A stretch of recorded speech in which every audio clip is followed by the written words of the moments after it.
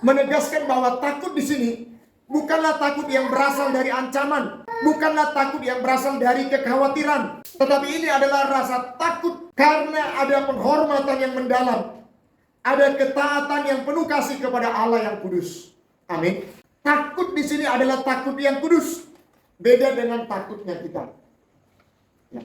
Takut malu, takut ketahuan. Ya, dulu saya ketemu, ya, kalau ketemu ada jemaat yang lagi merokok, ya, tiba-tiba bagaimana semuanya.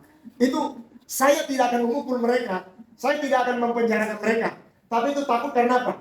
Malu atau dan lain sebagainya. Mungkin mau supaya ini ya, apalagi kadang kalau ada yang ini sudah lihat, hampir lagi ada yang mau lapis satu kali pas masuk rokok.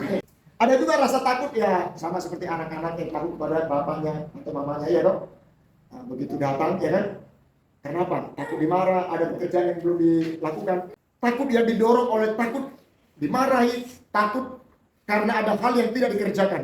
Tetapi ini adalah bentuk takut karena ada penghormatan, karena ada kasih kepada Allah yang kudus. Takut akan Tuhan artinya mengakui bahwa hidup kita bergantung kepada Tuhan. Amin. Tapi ada banyak orang yang malas tahu dengan Tuhan. Betul?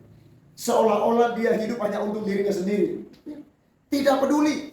Bisa jadi kita berlaku seolah-olah bahwa hidup kita ini milik kita sepenuhnya. Seolah-olah bahwa kita bebas segala-galanya atas hidup kita. Kita lupa bahwa kita harus hidup takut akan Tuhan karena kita mengakui hidup kita bergantung kepadanya. Amin. Menghidupi kehendak Tuhan dengan sikap hormat, bukan karena keterpaksaan. Takut akan Tuhan menempatkan Tuhan sebagai pusat nilai, pusat keputusan, dan pusat arah keluarga kita. Amin. Bagaimana dengan masa depan anak-anak? Bagaimana dengan pekerjaan anak-anak? Bagaimana dengan pendidikan anak-anak? Bagaimana dengan menumbuh kembangkan mereka? Bagaimana dengan menciptakan lingkungan mereka bertumbuh? Semua pusatnya adalah kepada Tuhan. Amin. Itu artinya takut akan Tuhan. Jadi kita tidak membiarkan ada satu ruang di dalam keluarga kita, satu ruang di dalam hidup kita yang tidak diambil alih oleh Tuhan. Biasanya kadang ada ilustrasi yang dikatakan Tuhan mengetuk pintu rumah lalu persilakan masuk, ya. Ketika Tuhan Yesus masuk, ya, dilihat, oh Tuhan mari Tuhan, ya, diajak ke ruang tamu karena ruang tamu selalu bersih, ya kan? Ruang tamunya selalu bersih, disiapkan makanan. Lalu Tuhan Yesus mau ke dapur, boleh nggak? Oh boleh Tuhan, silakan dia di dapur, ya. Mau ke kamar mandi, boleh nggak? Aduh, kamar mandi biasanya kotor, jadi jangan dulu. Lalu kemudian jalan lagi digambarkan mau masuk ke kamar pribadi. Bisa nggak?